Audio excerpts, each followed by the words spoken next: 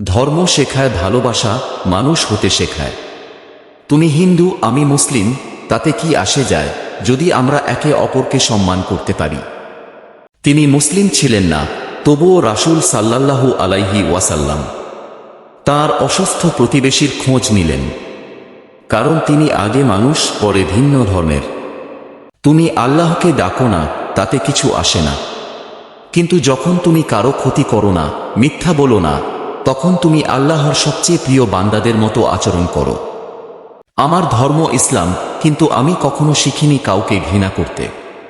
আমি বিশ্বাস করি সব ধর্ম ভালোবাসা শেখায়। তাই যারা সত্য ও ভালোবাসার পাশে থাকেন, আমি তাদের পাশে আছি।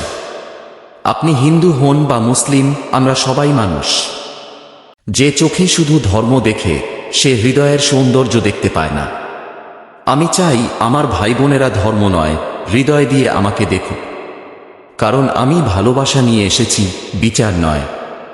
একদিন মৃত্যু আমাদের সবাইকে নিয়ে যাবে, মুসলিম, হিন্দু, বৌদ্ধ, কেউ রবে না। বেঁচে থাকতে ভালোবাসা ছড়িয়ে যাই। আমার কণ্ঠে যদি শান্তি থাকে, তাহলে ধর্ম নয়, ভালোবাসার সুর শুনুন।